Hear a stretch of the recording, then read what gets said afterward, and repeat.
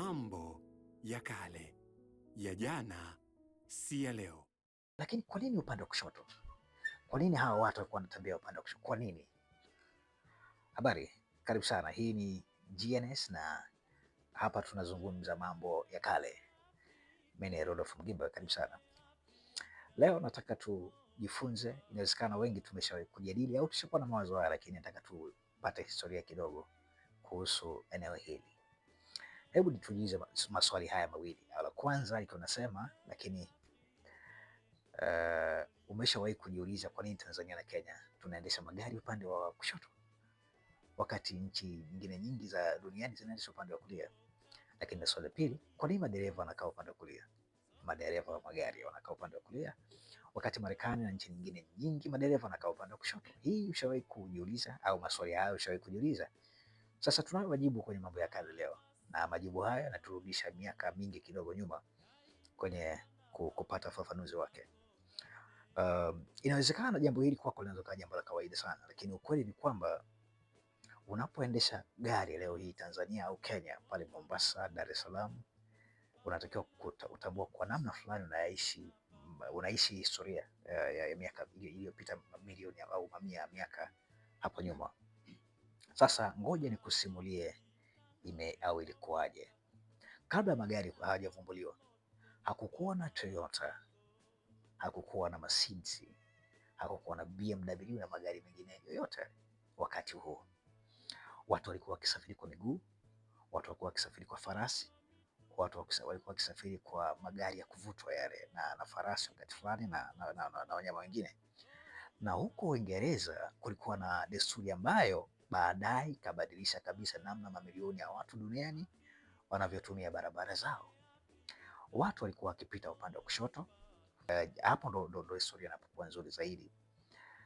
Watu wengi zamani walikuwa wanatumia mkono wa kulia kwa wapanda farasi na wapiganaji. Mkono huu wa kulia ulikuwa muhimu sana kwa sababu mara nyingi ndio ulikuwa unashika upanga wa wapiganaji. Kwa hiyo unapokutana na anayekuja kutoka upande mwingine, kwa upande wako wa kushoto, kulimaanisha mkono wako wa kulia ulikuwa karibu zaidi na mtu huyo. Kwa lugha rahisi, ulikuwa katika nafasi nzuri ya kujilinda ikiwa mambo yanakuwa mabaya. Kadiri ya miaka inavyopita, utamaduni huo ukaendelea. Watu wakazoea kutumia upande wa kushoto, magari yakatoweka, farasi zikaja, nayo mfumo huu ukaendelea hivyo hivyo, ukaendelea kutumika hivyo. Lakini kwenye karne ya 19 ilipofika, magari ya injini yakaanza kuonekana, na hapo ndipo tunapoanza kupata dunia tunaiona hii leo.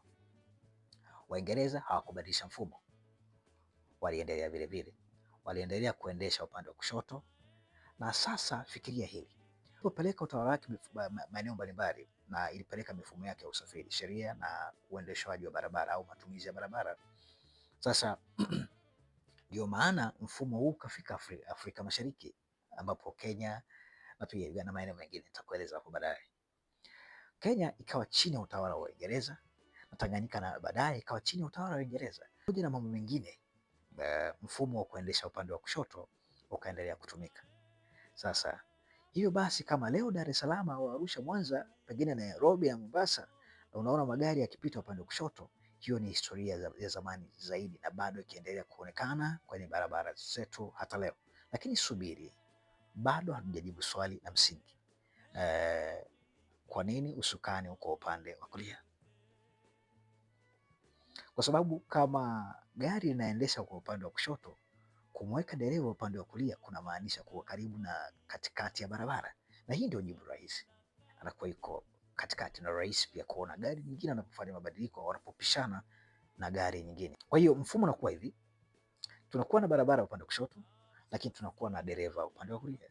Na huu ndio utaratibu ambao uko. Wale ambao tuko Tanzania sisi tunafahamu, na wale ambao tuko Mombasa tunaelewa hali inavyokuwa. Lakini sasa unawezaje kusema kwamba sawa, pengine unaweza kusema baadaye Tanzania tulipata uhuru, pengine na Kenya walipata uhuru, kwa nini mifumo hii haikubadilika na kuwa hivyo? Hapo ndipo mambo yanakuwa rahisi zaidi kujibu, na historia inatueleza kwa urahisi.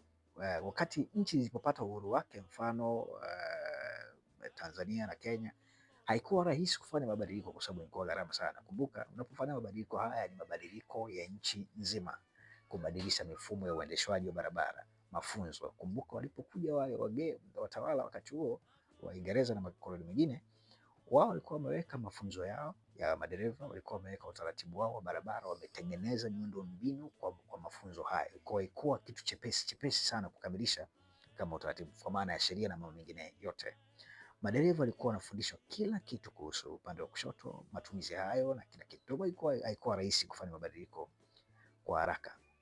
Sasa kwa kusema hayo, Tanganyika ilipopata uhuru mwaka 61 bado mfumo ukaendelea kuwa vile vile, lakini Kenya pia ilipata uhuru mwaka 63 bado mambo yakaendelea kuwa vile vile, pamoja na Tanzania kufanya muunganiko wake Tanganyika wakati ule na Zanzibar, bado mfumo ukaendelea kuwa vile vile hata leo. Sasa jambo la kushangaza ni kwamba Kenya na Tanzania sio peke yao wanaotumia tu mfumo huo.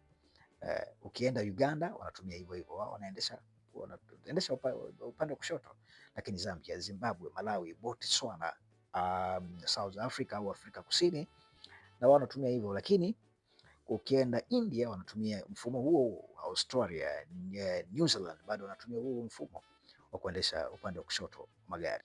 Lakini ukienda Marekani, Ufaransa, Ujerumani na nchi nyingine nyingi, mambo yanakuwa tofauti kabisa. Hiyo ndio jambo la kushangaza. Kwa hiyo wakati mwingine tunapoingia kwenye magari na kuanza safari, pengine tunatakiwa kujua kwamba upande huu tunaotumia una historia ndefu sana nyuma, miaka mingi ambayo imeanza kutumika kutoka kwenye mfumo wa historia, kutoka kwa wapanda farasi ikaja kwa wapanda magari na magari ya kuvutwa, kwa maana magari ya kokotwa, na baadaye ikafika kwenye magari ya injini, ikasafirishwa kutoka Uingereza kwenda kwenye makoloni yake, na hatimaye ikafika mpaka kwenye barabara zetu Tanzania na Kenya.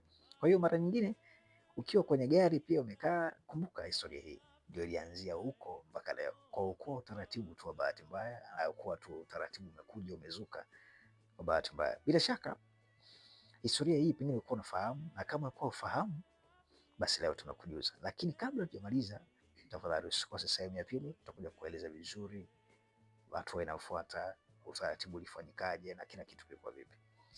Hii ni Mambo ya Kale. Tafadhali endelea kusalia nasi, kufuatilia, share, subscribe, comment pia. Bye bye. Mambo ya Kale, ya jana si ya leo.